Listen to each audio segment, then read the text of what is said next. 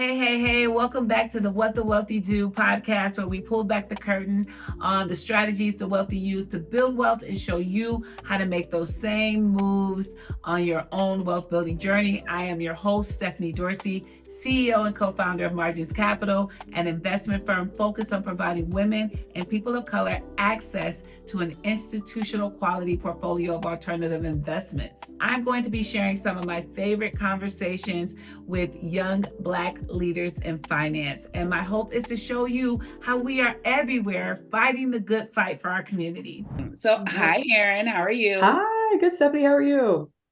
Good. I am so happy to see you and happy to be talking to you. And let's just hop on in if you don't mind. Yeah, sure. Let's do it.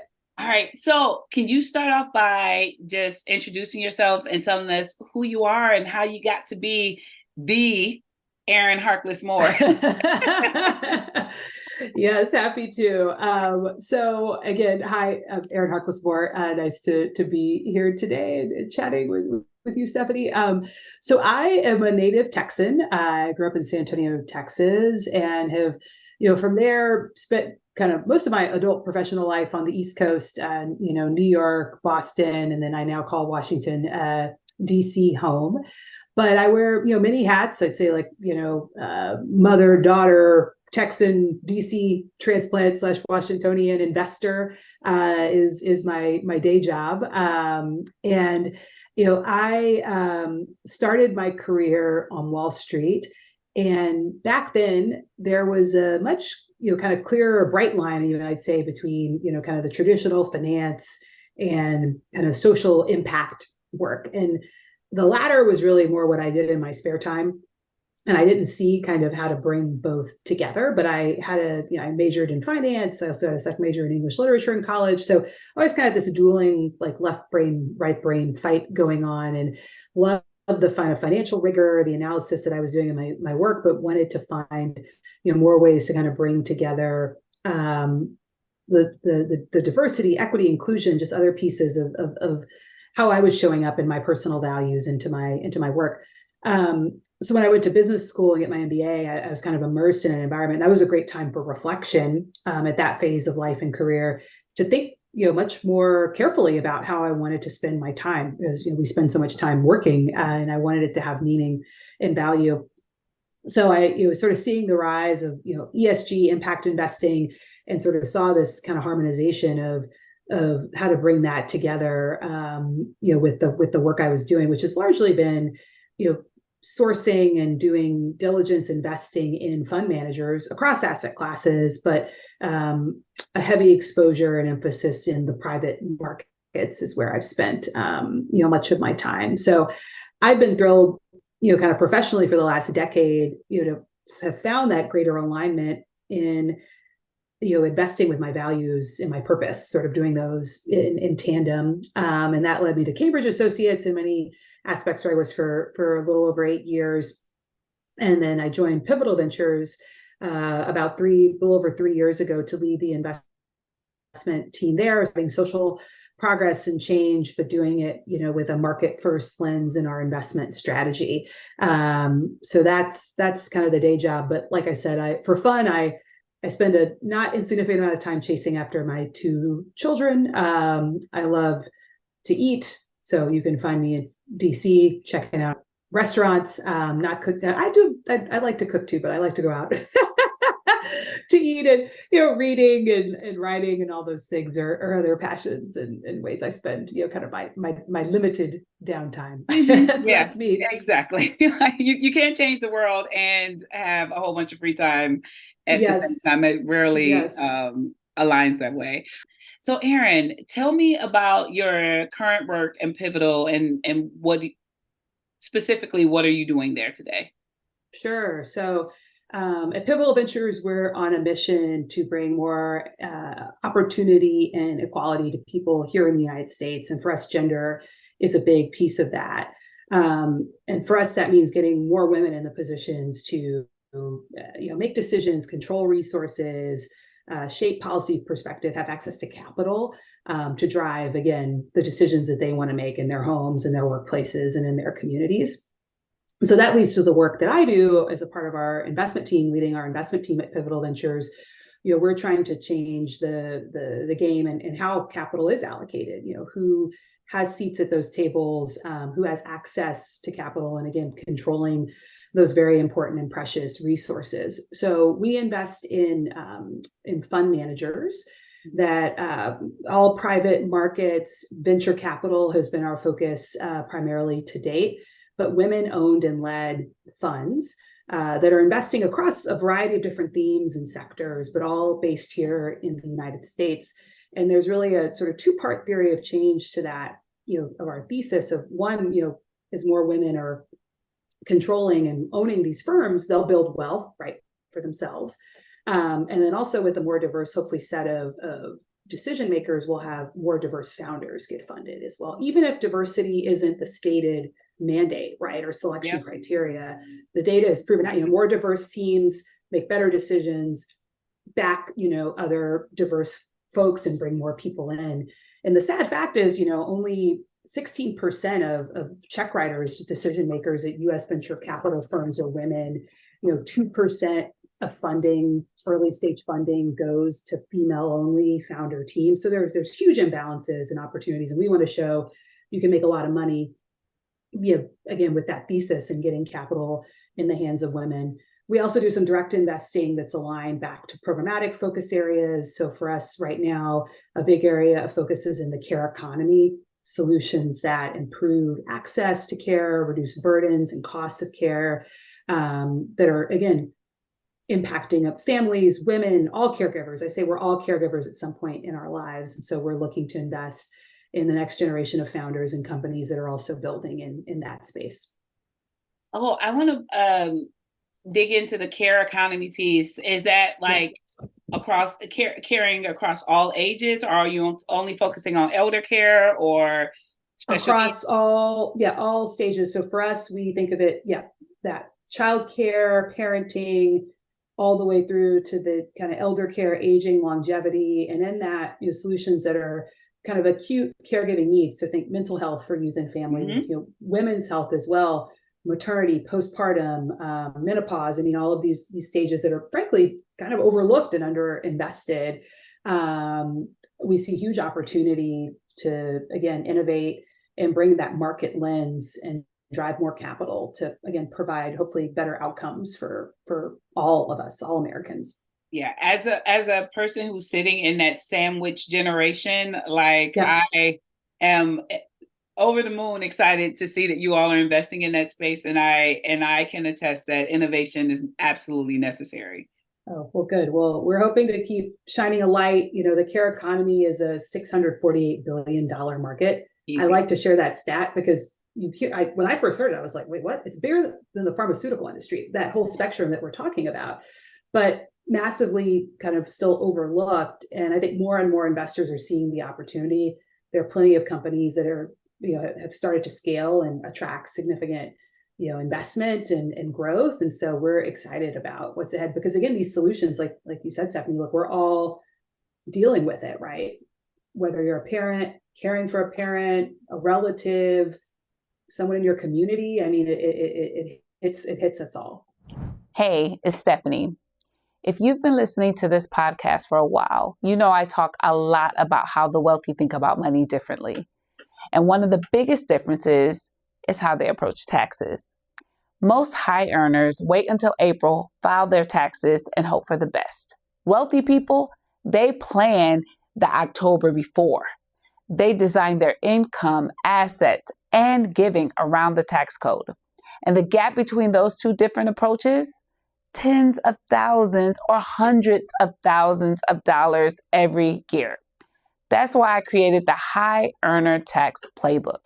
It's a course that breaks down the exact strategies wealthy people use to legally pay less, from maxing corporate benefits the right way, to side hustle or business deductions, donor advised funds, tax loss harvesting, and advanced strategies like QSBS for investors and mega backdoor Roth. This is not tax advice. This is tax education. So you can walk into your CPA meeting informed, confident, and strategic. If you are tired of overpaying out of ignorance, check it out. Link is in the show notes below. Now, let's get back to the show.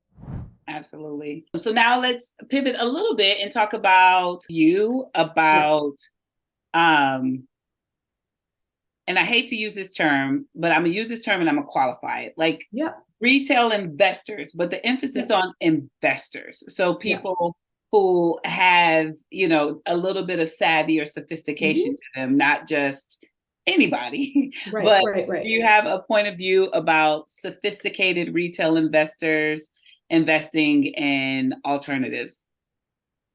Yeah, it's a great question. I mean, I think, look, it comes back to me, about some of that access, right? And are you really getting the best deal flow and opportunities? Because you also are paying, as someone said to me once, and it's all sort of co-opt this line, the only thing that's certain in investing are the fees, which are, the cost to do this stuff. Performance is not guaranteed. The fees you're going to pay those fees regardless, right? That is right. And so I think for, again, even sophisticated retail investors, for me, it's like, do I think I can have the access, the network, and ability to assess the quality of the investment opportunity to make it worth that cost, right? Because otherwise, you can, again, like I said, keep it relatively simple and just, index or do, I'm a believer in active management. So, on the public side, public equity side, I have active managers in the portfolio, but I think you have to believe that they can outperform. And so that's part of it as well. And sort of that calculus and trade-off. And if you have the right advisors too, I mean, I've benefited, from other financial advisors, that we've had as a family, some friends that do that work that I can call up or that might share opportunities with us, and having that trust in them that, again, their process is sound and robust, to know that, okay, I'm getting this deal through this advisor and I've vetted them to know that their quality, their track record is good. So all those things to me, I think, need to be true before, even the most sophisticated. I even say this for like anybody, like you could be a ultra high net worth person, the bar to do alts is high. And so I think those conditions need to be true for everyone to take that leap. Do you have any advice in terms of, I mean, you talked a little bit about, making sure the person, you vet the person, you think a little bit about the track record, but I'm going to ask if you have any advice about risk management, due diligence, more specific takeaways that a person who's listening to this can implement in their own portfolio management process. Sure. And I think all those things I said, and for me, the team or the people, we're all in the business of people in some way, shape, or form, right? And so if you can, and in my day job, I think this is true for personal investing too, right? Like doing a few references, like kind of checking to make sure what you're hearing is true. And in this day and age, like odds are I'm never not surprised. You go on LinkedIn, and you're like, oh, I know somebody that knows, or this is a real estate deal and X. Oh, my friend like lives in that neighborhood. Just some basic stuff. Like, let me call somebody up and like try and get a little bit, layer deeper in what's going on in that, as it relates to that strategy. So that's one thing I point to. The second thing too is just, the strategy and ability to add value, in and of itself, but also I think about it in the context of just your portfolio, right? If you have every investment needs to stand on its own, but it's also complementing the broader pie of what pieces is a pie of what you put together. That's right. And so that's one other piece of, are you throwing in that kind of knowing what you own and going a layer sort of deeper. Oh, I'm in this venture fund. Well, what are the underlying companies? Do I have, if I invest in this next fund, am I going to suddenly be very concentrated in one asset and I didn't realize it, right? So it's just peeling back that onion, and I think having a very high bar for what is coming in is helpful as a risk management tool too. And just I always say, know what you own. Don't take really anything for face value. And I'm probably sounding like a very skeptical non-trusting person. But I think that's important when you're investing. Like, Exactly.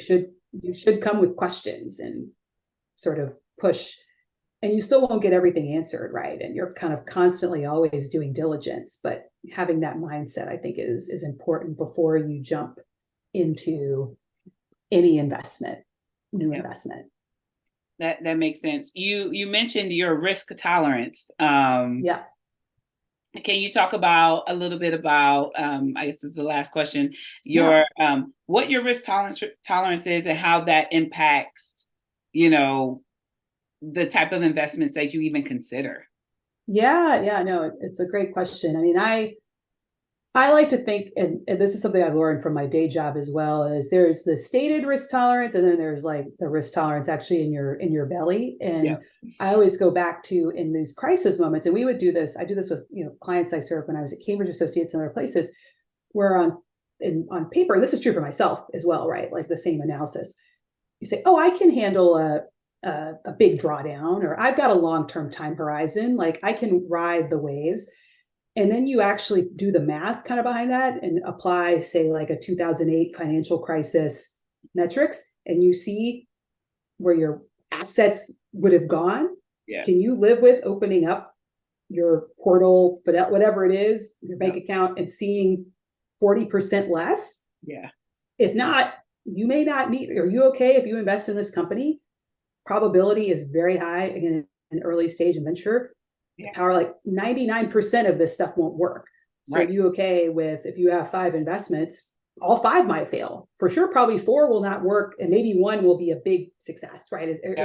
So it's like unpacking that piece, I think, is really important at getting at, like, do you have the risk tolerance? So for me personally, and maybe it's because I also do this as my day job, I'm not one to like I follow and track the markets and like know what's going on, but I don't allow myself to get into the, like, let me open up my brokerage account and my 401k every month.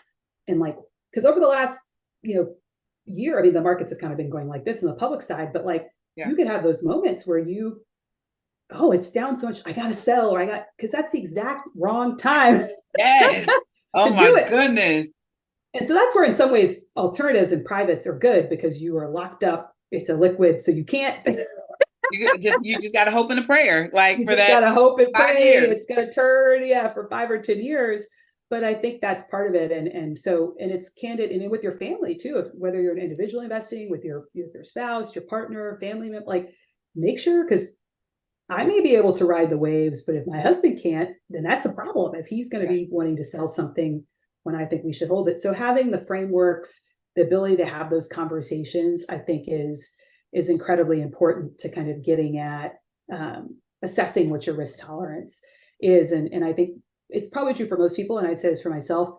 It's not as high as I like to think it is. Absolutely. And I have thoughts about that, but I know we're at time, and well, to be continued. Yes. Oh my gosh, Erin, it was an absolute pleasure chatting with you and learning from you today. And this was so fun. Have a wonderful, wonderful day.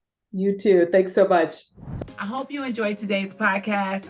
Don't forget to like, follow, and subscribe wherever you like to consume your podcast, and we will see you next week.